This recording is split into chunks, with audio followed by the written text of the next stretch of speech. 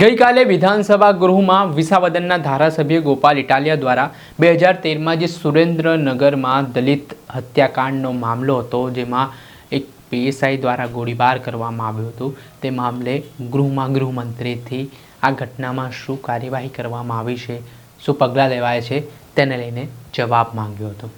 ત્યારબાદ જે દલિત હત્યાકાંડમાં જે પીડિત પરિવાર છે તેમણે ગોપાલ ઇટાલિયાની મુલાકાત કરી અને ધ્રુસકે રડી પડ્યા. શું કહ્યું, વિગતે વાત કરીએ. વૈષ્ણવજન તો તેને કહીએ જે પીડ પરાઈ જાનાને રે. નમસ્કાર દર્શક મિત્રો, નવજીવન ન્યૂઝમાં આપનું સ્વાગત છે. હું છું ફૈઝાન. 2013ની આસપાસનો બનાવ છે. સુરેન્દ્રનગરના થાનમાં એક પીએસઆઈ દ્વારા દલિત યુવક પર ગોળીબાર કરવામાં આવે છે. આ હત્યાકાંડના ગુજરાતભરમાં ઘેરા પ્રત્યાઘાત પડ્યા હતા. જે તે સમયે સરકાર દ્વારા એસઆઈટીનું ગઠન તો કર્યું, પરંતુ આજ દિન સુધી આ પીડિત પરિવાર છે તે ન્યાય ઝંકી રહ્યો છે. આ ઘટનાને લઈને વિસાવદરના આમ આદમી પાર્ટીના ધારાસભ્ય ગોપાલ ઇટાલિયાએ ગઈકાલે વિધાનસભા ગૃહમાં દલિત હત્યાકાંડ મામલામાં સરકાર દ્વારા શું કાર્યવાહી કરવામાં આવી, શું પગલાં લેવામાં આવ્યા, તેને લઈને સવાલ ઉઠાવ્યો. જેના બદલામાં જવાબ મળ્યો કે જે તે સમયે સરકારે કાર્યવાહી કરી હતી, પરંતુ આ જવાબ છે તે અસંતુષ્ટ જોવા મળ્યો હોય તેવો દાવો ગોપાલ ઇટાલિયાએ કર્યો છે.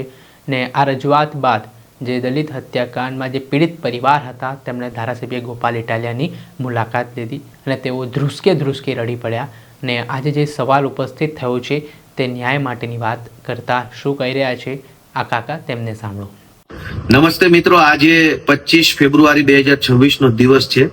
આજે ગુજરાતની વિધાનસભામાં મેં ગૃહમંત્રીને એક પ્રશ્ન ઉપસ્થિત કર્યો હતો કે 2012માં સુરેન્દ્રનગરના થાનગઢ ખાતે જે દલિત હત્યાકાંડ થયો, પોલીસે ગોળીઓ મારી દીધી દલિત સમાજના યુવાનો ઉપર અને એના કારણે નિર્દોષ યુવાનોનો જીવ ગયો. એ ઘટનાને આજે 15 વર્ષ થવા આવ્યા છે, પરંતુ એ ઘટનામાં ન્યાય મળ્યો નથી. એટલે એ ઘટના આજે ગુજરાતની વિધાનસભામાં ઉપસ્થિત કરી અને મેં એવો પ્રશ્ન પૂછ્યો હતો કે દલિત હત્યાકાંડ થાનગઢમાં જે થયો એના પછી સરકારે જે તપાસ કમિટી નિમી હતી એનો અહેવાલ પણ 2013માં આવ્યો.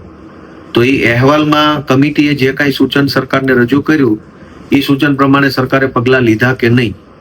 તો સરકારમાંથી ગૃહમંત્રીએ મને એવો જવાબ આપ્યો કે ભાઈ એ પગલાં લીધા નથી, હજુ વિચારણા હેઠળ છે, એવો મને લેખિત જવાબ આપ્યો. 2012ની ઘટનામાં હજુ વિચારણા ચાલુ છે કે પગલાં લેવા કે ન લેવા. તો કયા મોઢે આ ચાલતું હશે.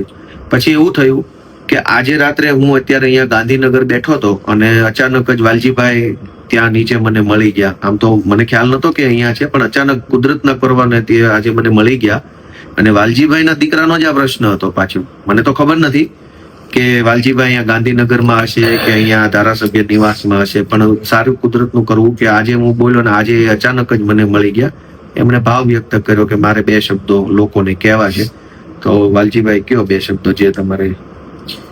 મારા દીકરાનું મર્ડર જે કરી નાખ્યું, મારે એક જ દીકરો હતો અને જે મર્ડર કર્યું 2012માં, ત્યારે 16 વર્ષની ઉંમર હતી. આજે 14 વર્ષના વાણા વાઈ ગયા. તો 14 વર્ષ સુધી અમારા સમાજમાંથી એક જિગ્નેશભાઈ મેવાણી અને બીજા હાવજસિંહ જેવા જે અમારે કોઈ સગા સંબંધી નહીં, પણ આમનું ક્યાં મોટેથી શુભેચ્છા પાઠવું કે અમારે પીડિતોની મદદ માટે એટલો શબ્દ ઉઠે એના બાબતે આપણે એમની મુલાકાત આવે. તમે આજ અચાનક મળી ગયા એટલે મને આશ્ચર્ય થયું. મારો દીકરો તો નથી, બરોબર, એક જ દીકરો હતો, પણ સરકારમાં આ સવાલ ઉઠાયો ને એટલા સમયે 14 વર્ષે. એટલે હું તમારી પાસે એક મારા દીકરાના લગ્નમાં જે હોય ને એમ ખુશીને તમને સંદેશો દેવા આવ્યો, તમે આટલું તો કામ કરી આપ્યું ને. બસ મને અમારા સમાજ ઉપર મને ભરોસો તૂટી ગયો. વારંવાર કદાચ કહી શકે તો કહી શકે છે, ઘણા બધા ધુરંધરો બેઠા છે અમારા, એટલે આવું છે.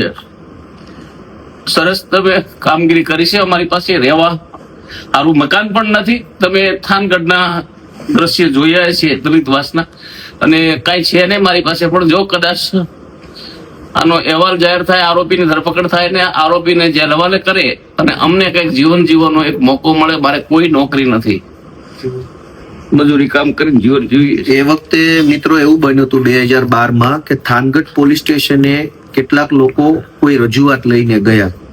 થાનગઢ ગામની અંદર કોઈ ઘટના બની હશે 2 સમાજ વચ્ચે કે 2 વ્યક્તિઓ વચ્ચે, અને એના કારણે કેટલાક લોકો થાનગઢ પોલીસ સ્ટેશને એફઆઈઆર લખાવવા માટે ગયા. એ દરમિયાન એફઆઈઆર નહીં લખવાના કારણે સમાજ એકઠો થયો કે કેમ એફઆઈઆર નથી લખતા, અને સમાજની સંખ્યા વધતી ગઈ. અને જે તે વખતે પીઆઈ કે પીએસઆઈ ગુસ્સામાં આવી અને સામી ટોળા ઉપર ફાયરિંગ કરી નાખ્યું, સામી છાતીએ. એમાં આમનો દીકરો, એકનો એક દીકરો હતો, એનું મૃત્યુ થઈ ગયું ફાયરિંગની અંદર. અને ત્યાર પછી સરકારે એક તપાસ કમિટી બનાવી, અને તપાસ કમિટીએ 2013માં એનો રિપોર્ટ આપ્યો. એ રિપોર્ટમાં એને શું લખ્યું છે તો સરકાર જાણે. મેં આજે એવી માંગણી કરી કે 2012ની ઘટના 2013માં રિપોર્ટ આવ્યો તો 2026 થયું છતાંય પગલા કેમ નથી લીધા? હવે એક બાપે પોતાના દીકરાના મૃત્યુ પછી ન્યાય માટે 15 વર્ષ સુધી રાહ જોવી પડે તો વ્યાજબી વાત નથી.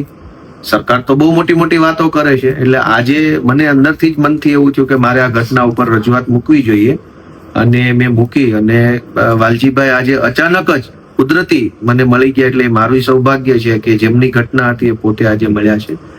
તો વાલજીભાઈ, બીજું તો આપણે લાચાર માણસ નથી કઈ કરી શકતા. હું સરકારમાં રજૂઆત કરું અને ભગવાનને પ્રાર્થના કરીએ કે એને કંઈક સદબુદ્ધિ આપે કે કંઈક આપણને ન્યાય મળે. બીજું તો આપણે શું અત્યારે કરી શકવાનું. આપણે સાંભળ્યા હતા વિસાવદરના ધારાસભ્યની સાથે દલિત હત્યાકાંડના જે પીડિત પરિવારજનો છે તેમણે રડતી આંખે કહ્યું છે કે આટલા વર્ષો વીતી ગયા છતાં આજે પણ ન્યાય માટે વલખા મારવા પડી રહ્યા છે. આ સમગ્ર ઘટના છે તે ધ્રુજાવી છોડાવી દે તે પ્રકારની છે. આ ઘટનામાં વડગામના કોંગ્રેસના ધારાસભ્ય જિગ્નેશ મેવાણી પણ અવારનવાર ગૃહમાં આ સવાલ ઉપસ્થિત કરતા હોય છે અને સરકાર પાસે જવાબ માંગતા હોય છે. ત્યારે વિસાવદરના ધારાસભ્ય ગોપાલ ઇટાલિયાએ પણ હવે દલિત હત્યાકાંડ મામલે એન્ટ્રી મારી છે. દર્શક મિત્રો, આવા જ નવા વિડીયો સાથે આપણે માહિતગાર કરતા રહીશું, એટલે નવજીવન ન્યૂઝ જોતા રહો.